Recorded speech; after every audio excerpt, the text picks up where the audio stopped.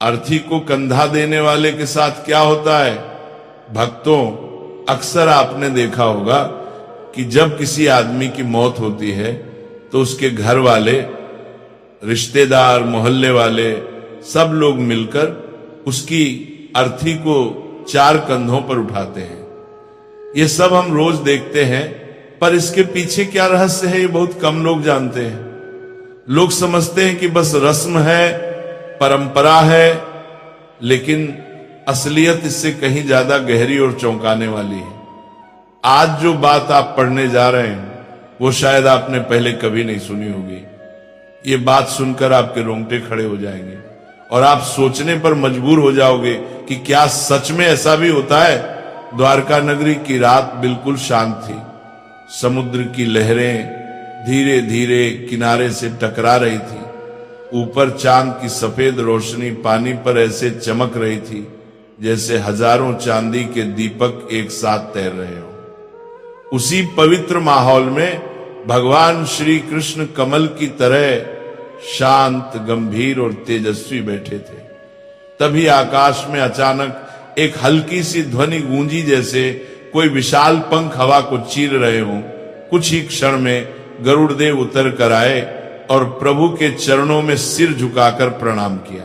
कुछ देर तक दोनों के बीच अद्भुत मौन छाया रहा। फिर गरुड़ धीरे धीरे बोले, प्रभु, मेरे मन में एक सवाल कई समय से घूम रहा है। यह सवाल मृत्यु, आत्मा और अंतिम यात्रा से जुड़ा हुआ है। आज कृपा करके इस रहस्य को खोल दीजिए। भगवान श्री कृष्ण के चेहरे पर मुस्कान उभर आई। उनकी आंखों में अपार करुणा, दया और ज्ञान की गहराई चमक रही थी। वे बोले, गरुड़, तुम्हारे सवाल हमेशा संसार के कल्याण के लिए होते हैं। पूछो, क्या जानना चाहते हो? गरुड़ ने झुककर विनम्रता से कहा, प्रभु, मैंने कई बार देखा है कि जब किसी मनुष्य की अर्थी उठती है, जब लोग 4 कंधों पर शव को उठाकर श्मशान ले जाते हैं, उस समय आत्मा जैसे उन लोगों को देखती है। कभी कभी ऐसा लगता है कि आत्मा हर कंधा देने वाले को किसी अदृश्य तरीके से परख रही हो। मुझे समझ नहीं आता कि ऐसा क्यों होता है। क्या यह सिर्फ परंपरा है या इसके पीछे कोई बड़ा दिव्य रहस्य छिपा है? भगवान श्री कृष्ण ने हल्का सा दीर्घ श्वास लिया, मानो पूरा ब्रह्मांड उनकी सांसों के साथ चल रहा हो। फिर वे बोले, गरुड़, मृत्यु कोई साधारण बात नहीं है। ये वह दरवाजा है जहां से इंसान एक जीवन पूरा करके अगले सफर में प्रवेश करता है। जब अर्थी उठती है तो सिर्फ एक शरीर नहीं उठाया जाता, उस इंसान का पूरा जीवन उठाया जाता है। उसके अच्छे कर्म, बुरे कर्म, उसके अधूरे सपने, दुख दर्द, खुशियां, सब कुछ। फिर उन्होंने कहा, जब शरीर को घर से बाहर ले जाया जाता है तब आत्मा तुरंत नहीं जाती। वह कुछ समय तक वहीं रहती है, अपने पुराने शरीर को देखती है, अपने परिवार को देखती है और सबसे महत्वपूर्ण, वह उन लोगों को देखती है जो उसे कंधा देते हैं। आत्मा समझती है कि कौन सच्चे मन से आया, कौन फर्ज निभाकर आया और कौन सिर्फ दिखावा करने आया। इसलिए आत्मा कंधा देने वालों को देखती भी है और परखती भी है। गरुड़ थोड़े आश्चर्य में बोले, तो क्या प्रभु, अर्थी को कंधा देना सिर्फ एक रस्म नहीं है? भगवान कृष्ण हल्के से मुस्कुराए और आगे बोलने ही वाले थे। भगवान श्री कृष्ण धीरे धीरे मुस्कुराए, फिर गरिमा भरी आवाज में बोले, नहीं गरुड़, कंधा देना सिर्फ लकड़ी और शरीर का बोझ उठाना नहीं है। ये एक तरह का ऊर्जा का आदान प्रदान है। ये एक अदृश्य रिश्ता है, मृत आत्मा और जीवित मनुष्यों के बीच, जो शब्दों से नहीं बल्कि भावनाओं से जुड़ता है। कृष्ण आगे बोले, जब कोई मनुष्य सच्चे दिल से, पवित्र मन से किसी की अर्थी को कंधा देता है, तब वो अपने मन का प्रकाश, अपनी करुणा, अपना सम्मान, अपनी श्रद्धा सीधे आत्मा तक पहुंचाता है। ये प्रकाश ही आगे उस आत्मा के लिए रास्ता बन जाता है। जिस तरह अंधेरी रात में दीपक राह दिखाता है, उसी तरह कंधा देने वाले लोगों का सच्चा भाव आत्मा को आगे की दिशा दिखाता है। गरुड़ आश्चर्य से बोले, प्रभु, क्या सच में इतना प्रभाव होता है? कृष्ण मुस्कुराए गरुड़ पुराण में लिखा है कि जिसने निस्वार्थ भाव से किसी को कंधा दिया उसने 100 यज्ञों के बराबर पुण्य कमा लिया, क्योंकि ये काम सिर्फ शरीर से नहीं दिल से होता है। ये किसी को विदाई नहीं बल्कि उसके अगले जन्म की ओर एक उजाला देने जैसा है। कुछ देर तक वातावरण शांत रहा, गरुड़ गहरी सोच में डूब गए। फिर उन्होंने धीरे से पूछा, प्रभु आपने कहा कि आत्मा कंधा देने वालों को देखती है, पर आत्मा वहीं क्यों रहती है? शरीर छूटने के बाद वह तुरंत आगे क्यों नहीं जाती? कृष्ण की आंखें करुणा से भर उठी। वे बोले, गरुड़, आत्मा अचानक हुए परिवर्तन को तुरंत नहीं समझ पाती। पूरा जीवन जिस शरीर में बिताया उसे छोड़ते ही वो भ्रम में चली जाती है। उसे समझ नहीं आता कि वो मृत्यु के द्वार पार कर चुकी है। उसे राह चाहिए, दिशा चाहिए, और वही दिशा अर्थी देती है। इसलिए 4 कंधे केवल शरीर नहीं उठाते, आत्मा के लिए 4 दीपक जलाते हैं। गरुड़ की आंखें फैल गई, उन्हें यह दिव्य ज्ञान चमत्कार जैसा लगा। वे बोले, प्रभु यदि किसी मृतक को 4 कंधे ही ना मिले तो फिर क्या होता है? इस बार श्री कृष्ण के चेहरे पर गंभीरता उतर आई। उन्होंने धीमी भारी आवाज में कहा, गरुड़, यह प्रश्न सरल है पर इसका उत्तर बहुत गहरा और दुखद है। सुनो, मैं तुम्हें एक ऐसी कथा सुनाता हूं जो केवल कहानी नहीं बल्कि सच्चाई है।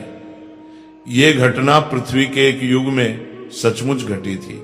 फिर कृष्ण ने कहना प्रारंभ किया, बहुत समय पहले पाटलिपुत्र नगरी में धनीराम नाम का एक आदमी रहता था। नाम तो धनीराम था पर दिल से बिल्कुल निर्धन। धन का इतना अहंकार था कि उसने धर्म को पैरों तले कुचल दिया था। वह ब्राह्मणों का अपमान करता, गरीबों को तिरस्कार से देखता, किसी की मदद नहीं करता, यहां तक कि अपने माता पिता का श्राद्ध तक नहीं किया। उसके जीवन में धर्म, दया, करुणा कुछ भी नहीं था। फिर कृष्ण के स्वर में मिठास घुल गई। लेकिन उसकी पत्नी रूपवती बिल्कुल विपरीत स्वभाव की थी। सुंदर नाम, सुंदर हृदय, वह दयालु, विनम्र और धर्मपरायण थी। मंदिर में सेवा करती, गरीबों को भोजन कराती, व्रत पूजा करती और अपने पति के अपवित्र धन से भी छुपकर दान पुण्य करती, क्योंकि उसे विश्वास था कि पुण्य ही पापों को गलाने की अग्नि है। फिर कृष्ण बोले, एक दिन नगर में बड़ी महामारी फैली, लोग मरने लगे, शहर में चीखें गूंजने लगी, लेकिन धनीराम ने किसी की मदद नहीं की।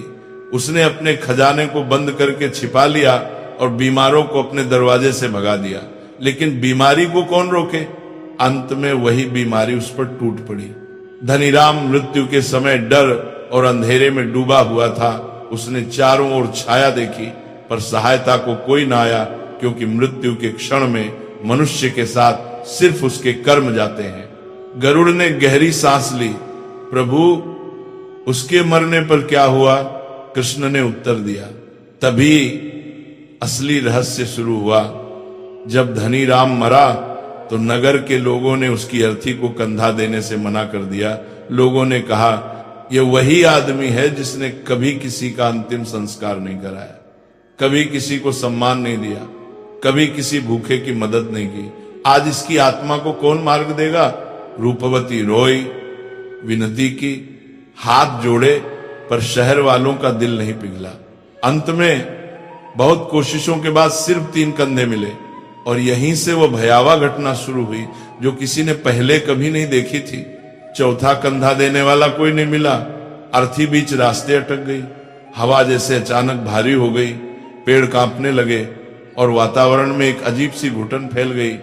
रूपवती हताश होकर खड़ी थी, उसकी आंखों से आंसू बह रहे थे और तभी उसने देखा उसके पति धनीराम की आत्मा अर्थी के पास ही बुरी तरह व्याकुल होकर चक्कर काट रही थी।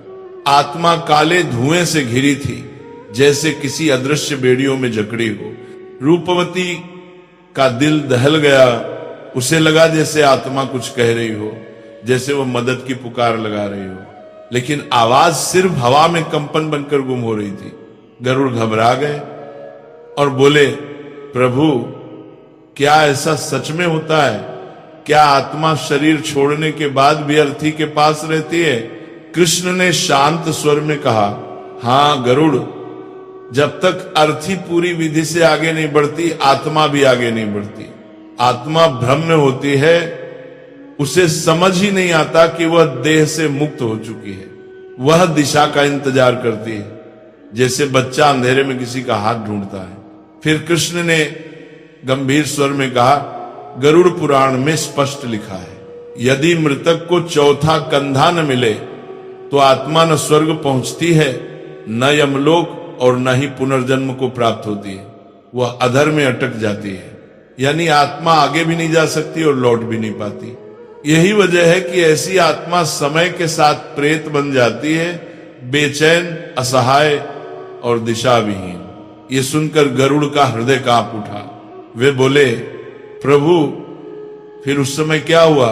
कृष्ण ने कहना शुरू किया, रूपवती पूरे नगर में दौड़ दौड़ कर विनती करने लगी।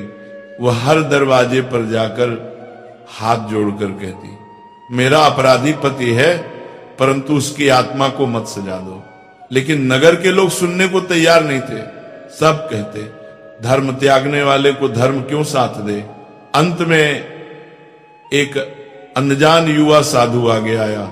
उसके चेहरे पर तेज था, आंखों में दया थी। वह बोला, मेरा धर्म दया है, मैं चौथा कंधा दूंगा, क्योंकि किसी आत्मा को भटकने देना सबसे बड़ा पाप है। साधु ने जैसे ही अर्थी को छुआ, हवा शांत हो गई, धुआं हटने लगा और अचानक सूर्य की किरणें अर्थी पर पड़ी। रूपवती ने कांपती आंखों से देखा, उसके पति की आत्मा धीरे धीरे ऊपर उठ रही थी, जैसे किसी भारी बोझ से मुक्त हो रही हो। गरुड़ ने पूछा, प्रभु क्या चौथा कंधा देने वाला व्यक्ति मृतक के पापों में फंस जाता है? कृष्ण बोले, गरुड़, यह भावना पर निर्भर करता है। जो व्यक्ति लोभ, डर, दिखावे, लोगों की नजर या स्वार्थ से कंधा देता है, वह मृतक के अधूरे कर्मों और पापों में बांध जाता है। पर जो व्यक्ति सच्चे मन, दया, श्रद्धा और करुणा से कंधा देता है, वह आत्मा की मुक्ति का साधन बनता है। वह न पाप लेता है, न कोई बंधन। फिर कृष्ण बोले, चौथा कंधा 4 पुरुषार्थों का प्रतीक है, धर्म, अर्थ, काम और मोक्ष। और जब चारों पूर्ण होते हैं तभी आत्मा आगे बढ़ती है। इसलिए चौथा कंधा साधारण नहीं, ईश्वर द्वारा दिया गया अंतिम अवसर है। जैसे दीपक अंधेरे में रास्ता दिखाता है, वैसे ही चौथा कंधा आत्मा को दिशा देता है। गरुड़ ने फिर पूछा, प्रभु क्या आत्मा संकेत देती है कि वह मुक्त नहीं हुई?